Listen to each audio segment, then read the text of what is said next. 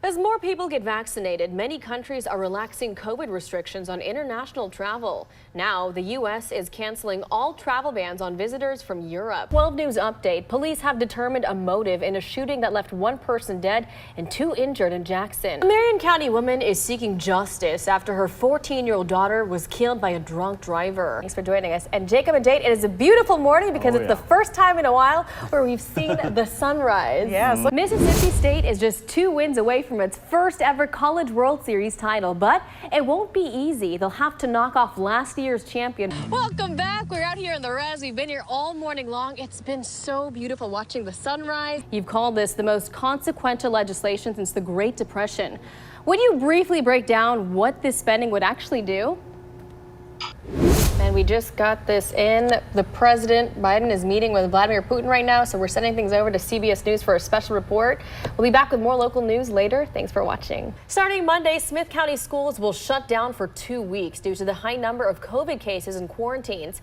This comes after 8th grader Michaela Robinson died from the virus. I know, Chloe, you had more updates on exact numbers for those power outages. That's right, Pike. Right now, 13,839 people are without power. Go in the Reservoir Police Department if you know. Okay, yeah. I mean, it's a great job. Hey, look at this, you guys. Chloe, Seriously. might need a career change. There you go now. You hiring? No. Yeah, we're always looking for good people, trust me. That's funny.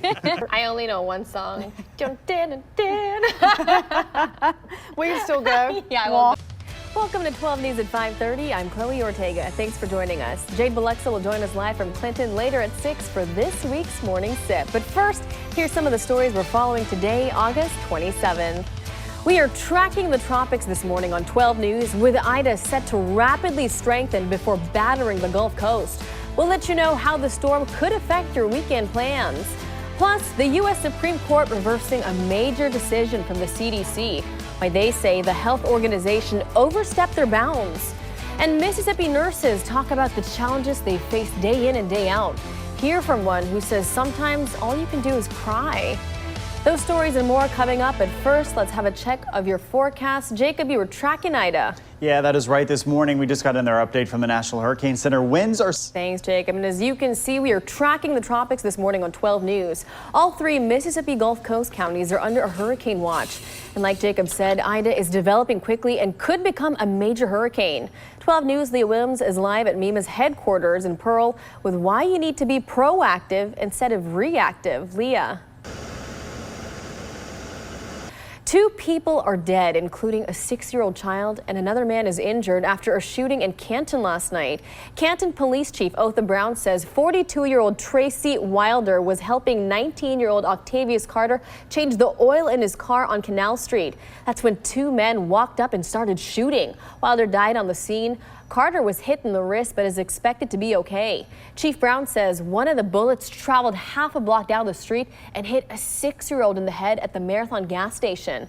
The child died a few hours later. Police say this white Dodge Charger was seen speeding away from the scene. If you recognize the car or have any information on the shooting, please call the Canton Police Department. A Mississippi National Guard member died while taking an Army combat fitness test in Hattiesburg. Staff Sergeant Robert Bellew was attending the Maneuver Senior Leaders course at Camp Shelby when he experienced a medical emergency. The 44-year-old was taken by ambulance to Forest General Hospital but passed away before arriving. Bellew served 24 years. Now we turn to the coronavirus, with the Delta variant hitting Mississippi schools hard. Today, the state's colleges will hold an emergency meeting to discuss the pandemic. The Institutions of Higher Learning Board will hold the emergency meeting at noon.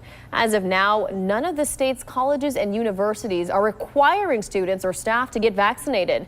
But according to the IHL, each school can legally put vaccine mandates in place if they choose to. You can watch the live stream online at mississippi.edu. The CDC issued a health alert Thursday, warning doctors and the public about an increase of people taking an anti-parasitic drug used for livestock. Mississippi's poison control centers are seeing an uptick in people using ivermectin. There have been multiple hospitalizations after people take it, thinking it would treat COVID-19. Ivermectin can be prescribed in small doses for humans, but Over-the-counter versions of the drug are not intended for human use. Hospitals across the state are trying to battle a huge surge in COVID patients while being understaffed. The latest federal data shows that at least 22 of Mississippi's hospitals were completely out of ICU beds last week. One nurse at Covington County Hospital says the challenges for COVID patients doesn't stop once they're discharged. We see a lot of people who require therapy after COVID because they've just lost so much strength and they're not able to go back to their activities of daily living. We're trying not to get discouraged about the number of people who are not yet vaccinated and are coming in sick enough to be in an emergency room and be getting care. Covington County Hospital opened a monoclonal antibody clinic last week, but that treatment only works for patients who aren't sick enough to be hospitalized. Down in the Gulf Coast, the Singing River Hospital in Pascagoula is dealing with similar problems. The biggest challenge is that nurses are leaving for new opportunities with better pay. The hospital is currently understaffed with many nurses working 16-hour shifts while dealing with constant trauma from watching patient after patient die. I had a patient tell me one day that he said, I know I'm going to die. I literally walked out of the room and just put my back to the wall and cried because what else do you do? I mean, and then I had to go wipe my eyes and clear them and go into my next person's room. More than 1,000 out-of-state nurses are being deployed to hospitals across Mississippi, but long-term solutions are needed. The CEO of the Singing River Health System is hoping federal money from the American Rescue Plan will be used to combat the state's nursing shortage. We've got $1.8 billion coming into the state. If we could just allocate 25% of those federal funds, that's enough for 20 grand for every nurse in the entire state of Mississippi to do a 2-year contract to stay. That's a long-term solution. The American Nurses Association is predicting the nursing shortage to continue through the year 2030. Happening today, Merritt River Region in Vicksburg is hosting a job fair. They'll be looking to hire nurses, patient care techs, and respiratory therapists. The fair will be from noon to 3. Walk-ins and new graduates are welcome, and they're offering a signing bonus for qualified RNs. Also happening today, workers at UMMC can receive puppy therapy. The Capaya Animal Shelter will bring puppies to UMMC to give a little relief to the frontline workers there. That's happening from 10 a.m. until noon. Wow, puppy therapy sounds amazing. I'm sure those nurses are so excited. Your time right now is 5:39, and coming up on 12 News, shocking scenes in Oxford after Vaught Hemingway Stadium catches fire. What crews think sparked the flames. And coming up at 6, we're live from Clinton. Jade will join us live from the Red Brick Roads Festival. Stay tuned for this week's Morning Sip right here on 12 News. And temperatures this morning as you head out the door in Brandon, 75 degrees, mostly sunshine for today. Going to be another hot one, but I'm tracking rain chances increasing as Ida moves in. Coming up next. Welcome back. Your time is 5:48. Happening today, a father and son from Yazoo County will be sentenced after being found guilty of committing hate crimes. Wade Twinner and his son Lane were accused of shooting at teens on a four-wheeler and then trying to run them over with their car back in September. Yesterday, they were found guilty of committing hate crimes, assault, and felony malicious mischief.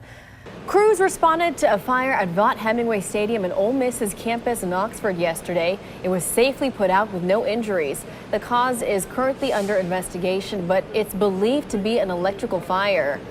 Mississippi's Second Amendment sales tax holiday gets underway today. There'll be no sales tax on firearms, ammo, and hunting supplies like archery equipment, holsters, and similar accessories. However, there will still be taxes on general hunting supplies. The holiday ends on Sunday. Alligator hunting season gets underway today. It lasts until Monday, September 6th. Hunters should be on the lookout for unusual conditions. Dry weather has Mississippi's waterways lower than normal, but that could change depending on Tropical Storm Ida. Head to our website for more information. Winds, spin up tornadoes, and flooding rainfall. All right, so be weather aware and prepare for it. Your time right now is 5:56, and thank you for joining us for 12 News at 5:30. Here's what's coming up on 12 News at 6.